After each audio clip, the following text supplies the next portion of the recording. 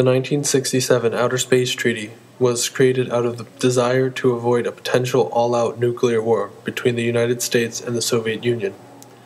This United Nations Treaty, more formally known as the Treaty on Principles Governing the Activities of States in the Exploration and Use of Outer Space, including the Moon and other celestial bodies, has been revised numerous times and is currently the main set of laws applied to space.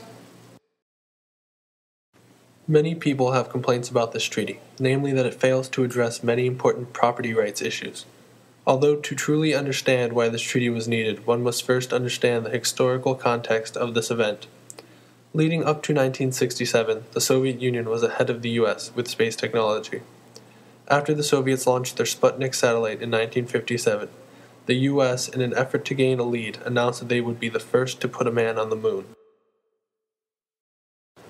The two spacefaring countries at the time had many differences. The most important difference was that of political system.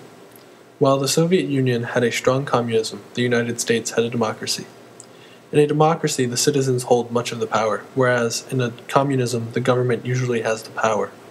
Additionally, in a democracy, citizens usually have more freedom and are allowed to choose their occupation and what they purchase. This space race was at the height of the Cold War. The Cold War was a period of heightened tension between the US and USSR, characterized by strong competition, but with no actual military combat. Although most of the competition was of sports and science, there was also competition with weapon development, most importantly, nuclear weapons. This weapons race, coupled with the potential of space deployment, caused an increasing fear among the two countries. Both countries wanted the supreme high ground, but they also feared what could happen if they lost the race. In an effort to reduce this tension, the countries met at the United Nations and drafted the Outer Space Treaty. The treaty outlines the basic rules and regulations of space.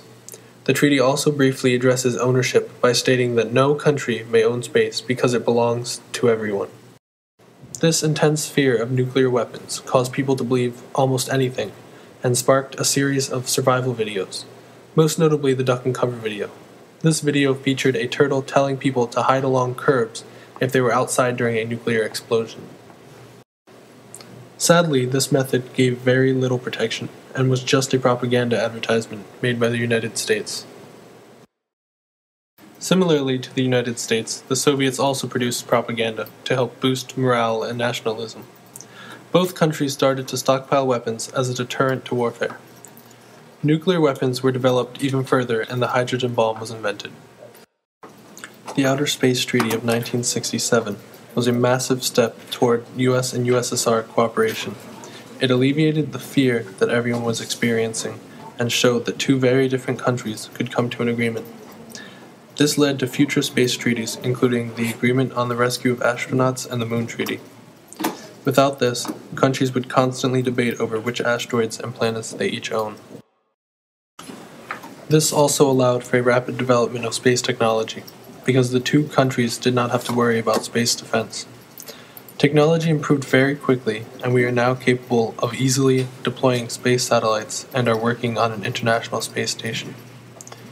Nuclear weapons have not been developed much further since the treaty was passed. The Outer Space Treaty benefits both countries and individuals. With the collapse of the Soviet Union, the new competition between the United States is Russia. The two countries get along fairly well, and hope to expand their space technology and work together in cooperation. Private individuals have benefited greatly from the Outer Space Treaty, because they are now able to explore space by themselves. Through their ventures, they may be able to mine asteroids for resources, including precious metals. This could potentially boost an economy, since a single asteroid 1 kilometer wide contains more platinum than has ever been mined in the world. With these new materials, we could develop and produce higher quality technology. This treaty still has a great impact on us today. The treaty has been revised several times, and people are still looking for any loopholes that they can use to their advantage.